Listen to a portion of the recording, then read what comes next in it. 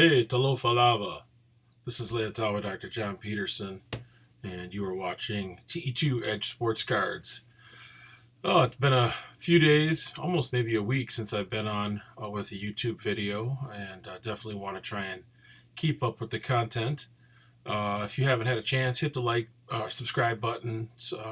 Definitely want to keep getting subscribers. I think I'm over 30 now and closing in on 40 subscribers. So much love and appreciation to the people who have been watching the videos. The last video, hey, I get it. It was long. It was like an hour and 15 minutes. So I got to figure out a way to make those go a little faster. Those large graded reveals, whether it's through PSA or CSG. I've got a bunch more cards coming back through both PSA and CSG, and an hour and 15 minutes is a really long time to expect people to watch. So I'll figure out a way to clean that up. I must say I'm not going to do any editing on any of these videos because it's just not a good use of my time. My hourly rate for consulting is $110 to like $450 an hour, and it just doesn't pay off for me to spend time editing YouTube videos as much as I would like to have the time to do that. It just doesn't make sense from a cost benefit perspective. So all my stuff is one take. Usually I do one take and that's it. And if you're looking for edited content on YouTube, this is not the place to come and find it. If you want down in the dirt, straight up, what it's like to be an investor, dealer, collector, from a fairly educated but down to earth perspective, definitely check out our channel. Check out my channel. Like I said before, I do realty consulting, other things. So sports cards is not my main gig, and unfortunately or fortunately, I can't spend a bunch of time editing videos to please watchers. But I can shorten the videos a little bit and do more shorts, as they call them, with YouTube. So definitely some good feedback with that. Yeah, some recent news. I think most people have heard this. This is a couple days old now, but PWCC and CSG have entered into a partnership in which you should be able to submit raw cards to PWCC. They send them off to CSG. The cards get graded. They get returned back to PWCC, and then they get put into the weekly auction. I think the cost is around $20 if I'm not mistaken. A couple things to think about that. That might be a good option for some folks. I would be careful with that, and here's why. PWCC takes time to curate each of the submissions. And I know this because I've done a couple PWCC submissions, and it can be anywhere from 2 weeks to a month before your card or cards go into their weekly auction. I think with vintage cards, this is less of an issue. But with newer cards, you want to be careful because obviously there's volatility in the market and the value of those cards can change over time. And I think also, too, the thing that you want to keep in perspective is which company you had grade the cards. You definitely don't want to undersell a card just because it's in a non-PSA slab. Obviously, PSA slabs are the most liquid slabs out there. Everybody's been talking about that. But just be aware of that. And you also want to be aware of like what the grade is when it comes back from CSG. But overall, I think this is a great thing for CSG supportive folks, of which I'm a fan of CSG.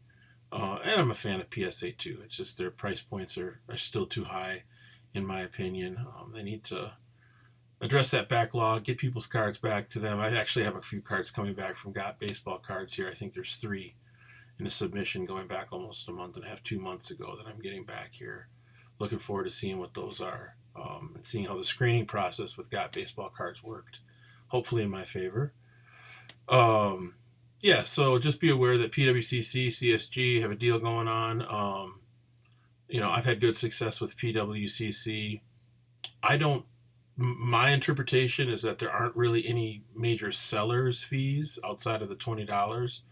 The way it works with PWCC, at least in my experience, is that you submit your cards, you get the hammer price, which is the final sale price, plus a percentage above and beyond the hammer price depending on what the value of the card was and what it sold at.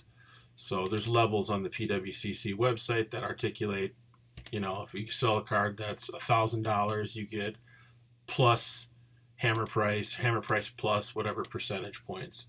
I think PWCC is a great place to sell cards, graded cards in my experience, but selling is different than buying, right? And so if you want to buy off of PWCC, you're paying a 20% buyer's premium. I did buy some CSG slabs in the last couple months off of PWCC. You can find occasionally depressed slabs, not PSA. The PSA slabs go for a premium, and that's a great spot to sell PSA slabs, I think. So just take that for what it's worth. A little bit about my slabs. I've loaded up probably 75 different CSG slab cards on my slabs, and I've sold one. So one of the things I'm finding about my slabs, and I don't think the prices on the CSG slabs I have are exorbitant.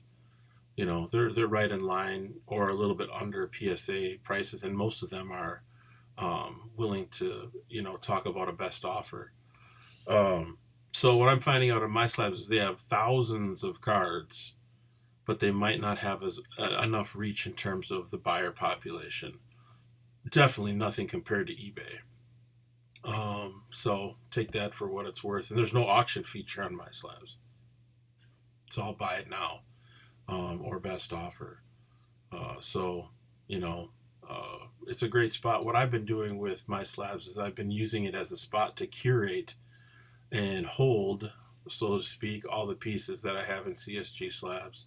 And then when I decide that I want to take them to market with eBay, I end up,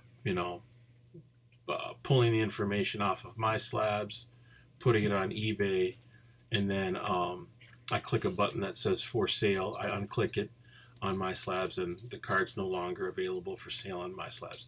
You don't want to have two cards, one card available for sale on two different sites, because my slabs is really clear. If you end up selling a card on eBay, for example, and still have it up on my slabs, and somebody wants it and buys it, and you can't sell it because it's not available, you can get kicked off of my slabs. So, and I'm going to hang on to my slabs because it's a great place to sell and buy. It's 1% on both sides. 1% for the sellers, 1% for the buyers. They must have a deal with PayPal because you're not paying really anything additional to use PayPal. It's just the 1%. So overall, I think my slabs is a good spot. Those are the dogs. I'm not going to edit that out either. And but the buyer population is a little bit on the lower end. So you have to be aware that if you're going to put stuff on my slabs, you either have to price it lower than what you would on other places, and or be willing to sit and have your stuff wait. There really isn't a good way on my slabs to find TE2's cards. It's on a card by card basis, and like newest or oldest or highest priced. I wish they had a way where you could just plug in TE2 or my name, Leotal with Dr. John Peterson, and find all the cards that I have listed on my slabs. That's currently not an option, and I don't anticipate it being an option anytime soon. So there's that. I have put up a number of cards on eBay. You can find me at rjp2532. That's rjp2532. Here are a few examples of some things I've got listed. I've got a 98 Bowman Ortiz and a Gem Mint 10. I think this is a really cool card. This is a 96 Metal Universe Ken Griffey Jr. Motherlode 9.5. It's really hard to price point this card. I think there's someone listing this for like $850, $950 in an SGC slab and a 9.5. Yeah, I don't think it's worth quite that much. But I do have it listed as a buy it now for $350. Or no, it's an auction starting at $350 for this card. Which I think if you look at this card and look at the odds for getting this card in packs, it's a pretty decent deal. And then kind of a classic card. I had a couple of these. I always forget how to turn these. I had a couple of these. Sold one raw. and decided to get this one slabbed. Came back as a 9.5, which I think is pretty good. Pretty classic card. I've got it listed as an auction right now. Still have 2-3 days left in the auction. I think it's at like $4 or $5.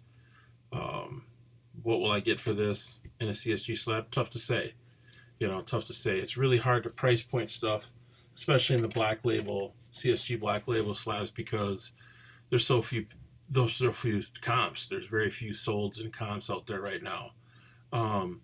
But you gotta cut a path and be willing to take some risks.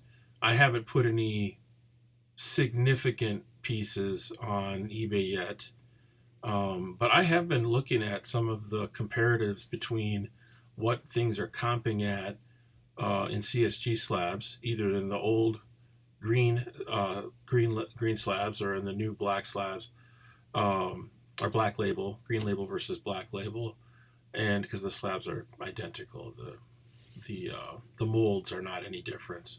Both molds for green label and black label are the exact same. So if people are saying the black slab or the green slab, no, it's the green label and the black label, right? So those are the differences.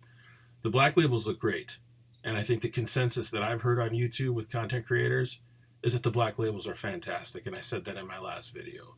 So I'm feeling confident about the black labels. I'm not at the point where I want to start auctioning off higher end pieces like, vintage stuff. But it's coming. And I'm constantly looking at the comparative between what the solds are and comps are for a PSA in this card and a 9.5 or a 10, right? And then, what's emerging for 9.5 and 10s in CSG slabs. And you'd be surprised, CSG with the transition from the green label to the black label has closed the distance between PSA and CSG by, in my estimation, at least 20 to 25%. It used to be that you could get green label CSG slabs for 40 to 55% less than what the cost was for a PSA slab. And I would say right now it's closer to, 10 to 25% less. And in some cases even less than that, which tells me that the switchover from the green to the black has been a positive thing for CSG. I only see positive things in the future for CSG. Fanatics, Blackstone, Luber, Rubin, PWCC, eBay authentication. New labels in the old slabs, and they look great. Let's be honest. If you had to just choose which slab you think was the nicest looking, this would be the nicest looking slab. No offense to SGC, but their slabs they look cheap compared to this now, in my opinion. PSA, just hold a PSA slab and hold a CSG slab and you'll see the difference. The CSG slabs just feel heavier, weightier, more durable. And that's not a knock on PSA slabs. PSA slabs have been great for a long time, but hey, the hobby changes. Nothing's the same. Everything's changing. I'm not even going to talk about